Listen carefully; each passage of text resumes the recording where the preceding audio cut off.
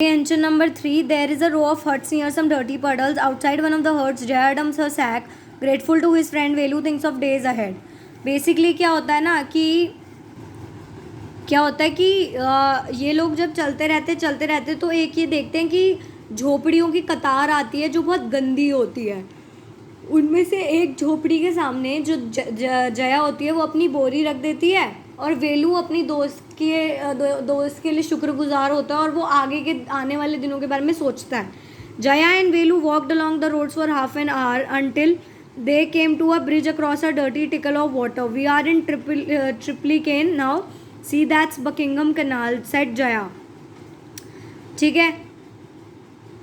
Basically क्या होता है, जया और वेलू रोड पे चल रहे होते हैं आधे घंटे से, जब तक वो एक ब्रिज देखते हैं जहाँ पे बहुत सारा गंदा पानी पड़ा हुआ होता है. तो जया उसे बताती है वेलू को कि अब हम ट्रिप्लिकेन में आ गए हैं और ये जो कनाल देख रहे हो पानी की, ये बकिंगम कनाल नाम से जानी जाती है. वेलू stared. This was a canal. Near some puddles of water was row of strangest huts he had ever seen. They were built out all sort of things: metal sheets, tires, bricks, woods, and plastic. They stood crookedly and looked as if they would fall. Any moment. Is this where you live? These houses are strange, said Velu. In our village, the houses are made up of mud and palm leaves. Jaya went around to one of the huts and dumped her sack outside. Then she picked up an empty one. Let's go. She turned to Velu and gave him a shove. At least help me now. Here, wear these and come with me. She threw him a pair of old shoes without laces and pushed a sack and stick into his hand. Velu was confused. What work did she want him to do with these things? The only work he had ever doing was on the landowner's farm, weeding and taking cows out to graze. Are there any farms in the city? He asked Jaya.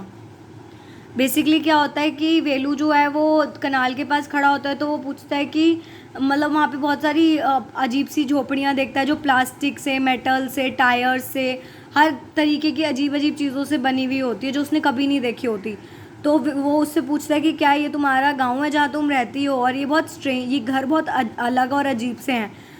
तो वो बोलते हैं कि हमारा villager यहाँ पर. फिर वो बताता है कि क्योंकि हमारे मतलब वेलू के जो गांव में, हमारे विलेज में तो हमारे घर मिट्टी और ट्रीज़ के मतलब पेड़ों से बने हुए होते थे. तो जया बोलती है कि जया एक घर के सामने अपना वो सैक फेंकती है, मतलब सैक मतलब बोरी फेंकती है और नई बोरी उठा लेती है जो खाली होती है.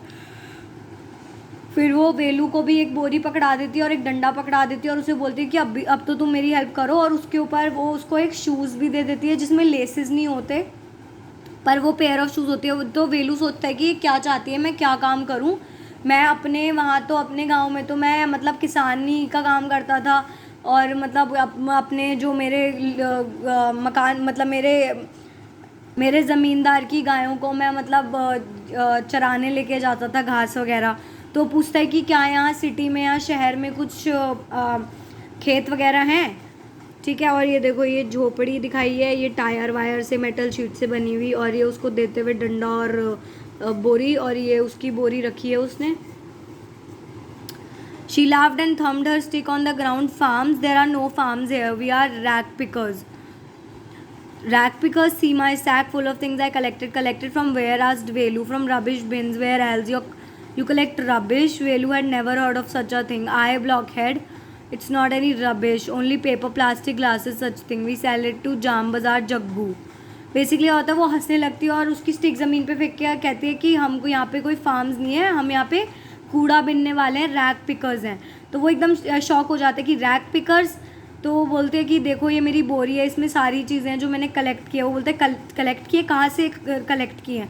तो बोलती है कचरे के ढेर से, कूड़ेदान से, इन सब चीज़ों से. बोलती है तो बोलता है कि क्या तुम कूड़ा इकट्ठा करती हो, मैंने तो ये सब कभी नहीं सुना. तो बोलती है, फिर वो उसे बोलती है कि ज़्यादा मत बोलो, ऐसा कुछ नहीं, कोई कूड़ा नहीं है, ये सिर्फ पेपर, प्लास्टिक और ग्लास इकट्ठा करती हूँ मैं, जो हम एक जाम बाज़ार में जग्गू को बेच देते हैं. Velu was puzzled. He had heard of people throwing away rubbish but why would anyone want to buy rubbish. वो एकदम पजल्ड हो जाता है, एकदम शॉक हो जाता है कि हम तो कूड़ा फेंकते हैं, तो ऐसे कौन से लोग हैं जो कूड़ा खरीदना चाहते हैं. You think he buys it for show, he sells it to the factory. Come on, I don't have time to waste like you. बोलते हैं क्या तुम्हें क्या लगता है कि वो क्या शो ऑफ करने के लिए कूड़ा खरीदता है? वो इसलिए खरीदता है ताकि वो उसको फैक्ट्रियों में बेच सके, और मेरे पास इतना टाइम नहीं कि मैं तुम्हें सब कुछ समझाऊँ, तुम्हारी तरह मैं फ्री नहीं हूँ. Velu did not move. He hadn't run away and come to this new place to dig through garbage bins. Jaya poked at him with her stick. Look here, she shouted. If someone gets there before us, we don't get anything. Don't just stand there posing big hero. I'm trying to help you. Who filled your stomach today? Velu scratched his head and sighed. I'll do it for now, he thought, until I find a better job. तो basically क्या होता है कि वो जो वेलू होता है वो सोचता है कि मुझे ये काम नहीं करना, मैं ऐसा नहीं है कि मैं शहर छोड़ के यहाँ ये काम करने के लिए आया हूँ. तो जो जया होती है वो उसको अपनी डंडी से मार के बोलती है कि इधर देखो और मेरे साथ चलो, इससे पहले कोई आ जाए और हमारा सारा सामान ले जाए, क्योंकि मेरे पास इतना टाइम नहीं है कि तुम यहाँ खड़े रहो और पोज करते रहो. तो और मैंने ही आज तुम्हारा पेट भरवाया है, तुम्हें ही खाना दिया है, तो तुम मेरे साथ चलो. तो वेलू सोचता है, वो वेलू अपना सर खुजला के सोचता है कि चलो मैं आज ये काम कर लेता हूँ, या जब तक वो काम कर लेता हूँ तब तक मुझे दूसरा काम नहीं मिल जाता. ठीक है बच्चों, यही स्टोरी है. एंड आई होप बहुत सिंपल स्टोरी थी, अच्छी स्टोरी थी, और तुम्हें समझ आया होगा. प्रॉपर इसकी एक बार सारी वीडियोस देख लो. I hope you will understand it. It's a very interesting and easy chapter. Thank you so much.